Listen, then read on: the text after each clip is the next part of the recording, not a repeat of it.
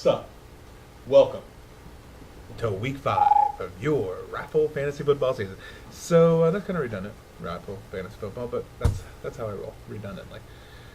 So I know it's late. I know the game's turned away, and I'm not going to whine about having to work Sundays and Saturdays and all hours in between. Just understand it. So before we jump into what is clearly a bevy of beauties when it comes to the games this week, before we jump to that, I wanted to talk about overrated and underrated, if you will. I think there's a couple of things that came out this weekend that really highlights some of these overrated and underrated, and I jotted a couple things down. So, let's just talk about it. The one that jumps immediately to mind is the Florida State Seminoles. Somehow, that team was still ranked in the top 25, despite a 2-2 record. Those 2 wins come against the powerhouses Louisiana Monroe and Charleston Southern. So I think that you would clearly put them in the overrated category. And then on the flip side of the coin, let's talk about underrated. Is that a word? Underrated? I think so. I got to throw Nebraska in there. Their only loss came against what is looking like a juggernaut, Wisconsin, and they still don't get the pub. They just don't get the respect, the street cred, if you will. So that's my overrated, underrated there. I think also, as we kind of stroll around a little bit in the NFL, the Jets, another completely overrated team. They beat the Jacksonville Jaguars and the Dallas Cowboys this year. Pretty sure that anybody could beat those guys. And yet, it's a big matchup between them and the Patriots this Sunday. No, it's not. The Patriots are going to kill the fucking Jets. The Jets blow. Everything about New York blows. But the Jets specifically is what we're talking about here. Overrated Jets. Underrated, go with your Tennessee Titans. Only one loss, surprisingly, to the Jacksonville Jaguars, but that has nothing to do with my previous argument. But only one loss this year, and all of a sudden the team that is kind of dismissed, and they got no quarterback, and yada yada, all of a sudden they're 3-1. So go figure. Let's talk about baseball. Clearly, Philadelphia and Boston overrated. Completely overrated, since I don't see either one of them playing ball right now.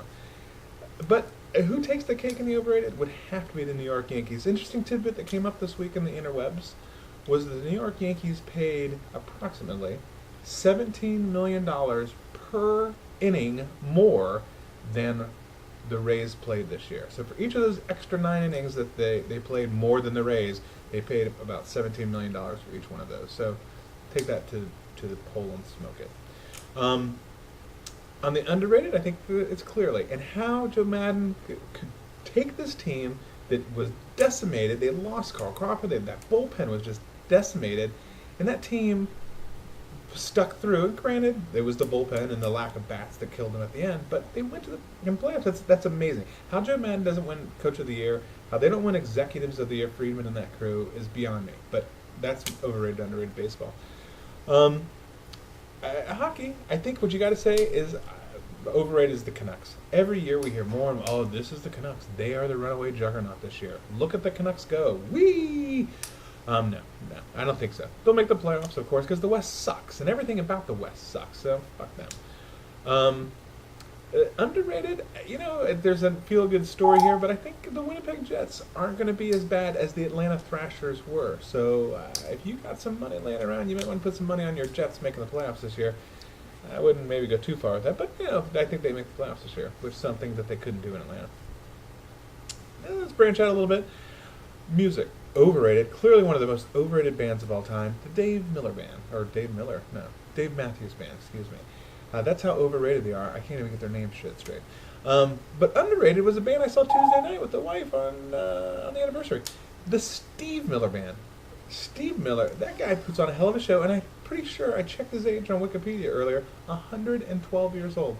Still rocking it. Still bringing it with a 30-minute version of Fly Like an Eagle. Just awesome moment to be alive. Video games. Overrated, Assassin's Creed. That whole fucking trilogy blows. You can't run around. You can't jump on shit. It's just a piece of shit. And it fucking aggravates me just to even think about it because people love that shit and it fucking sucks. Underrated, the Infamous series on the PlayStation. That is what every superhero video game should ever hope it to be. It's got the free range, it's got the missions and the support. It's awesome. Pick it up if you haven't picked it up. Let's talk about books and trilogies in particular, maybe geared at the younger adult or just guys who like to read things, or not even necessarily guys, as I'm about to say. Overrated is that fucking Twilight trilogy. Nobody enjoys it. They might say they enjoy it, but unless they have a vagina, they don't enjoy it. Underrated, though, is the dude who wrote Tarzan, wrote these John Carter of Mars books. I would love them. You should pick those up. You can get them for free on your Kindle, and you will thank me. You will come by my house and say, could I please stroke you? Because, god damn it, that was one of the best times I've had reading a book, if you know how to read. Movies, clear story if you follow me anywhere else. Drive. That movie sucked. Overrated. The only people that say they liked it are hipster wannabes saying, oh, look at, there's no talking and he doesn't have a name. Gosh, this movie's great. It sucked. Underrated, greatest movie of all time came out earlier, X-Men First Class. I'm telling you, I walked out of that theater, not a huge X-Men fan, and said, holy shit, the greatest film I've ever seen. And I still, to this day, say it. Maybe Ghostbusters, but it's a tight race. Superheroes, Superman, overrated. Underrated, Batman. The dude has no true superpowers except for the noggin. And you got to respect that and a shit ton of money. But, you know, he's not born on another planet, shoots lasers, or breathes ice. Fuck that Superman bullshit. Another thing, ESPN, overrated. TSN, underrated. TSN, I just like to say that because it makes me sound kind of cool. They're basically the same thing. Overrated, working for a living. Underrated, just sitting and watching it rain like it's doing right now. I wish I could have been doing this all morning instead of talking to shit lickers. And then I think we'll wrap it up. Overrated, name changes.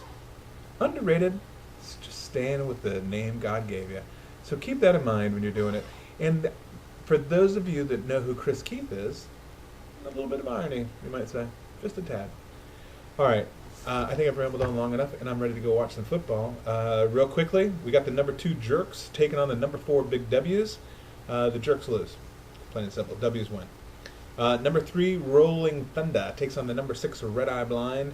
This one, some people are thinking it's going to be closer than it is, but it's not. Rolling Thunder in a landslide. Studs taking on a depleted Llamas lineup, and as much as I hate to say it, the son will usurp the father today, and that's okay. I'm okay. I'm big enough man to say shit like that happens. Circle Studs. 8th ranked Squirrels taking on the 5th ranked Spankos. The Squirrels are in a little bit of a free fall. I don't see them winning this week. Give it to the Spankos. Curtin, 10th ranked, taking on 11th ranked Hot Attack. This game should be our Gillette game of the week because it is 2 teams at the bottom of the heap. They're usually at the top of the heap. Both of them desperately need a win. They're going to be scratching and clawing and pissing and vinegaring and dancing revolutioning. I circled the curtain. Sorry. Well, that's actually good news for John, so not sorry. And they're both named John, so you know who I'm talking about. Last up, it's David versus Goliath. Number 12 classified, winless, taking on undefeated, number 1 ranked juggernaut, the tight ends. Can anything stop it? I don't think so. Not this week. I circled the tight ends. However, if the classified has been hanging on for a week thinking this is the week I'm going to surprise everybody, god damn it, this would be the week. You might want to do it. All right, gents, have a fantastic Sunday, Monday. Tuesday, so Wednesday and Thursday, let's do those gigantic. Let's go big Wednesday and Thursday. Friday, just stupendous. Have a stupendous Friday. Saturday, pretty good. I mean, don't go crazy. And then I'll see you again next Sunday. Thanks, and God bless you.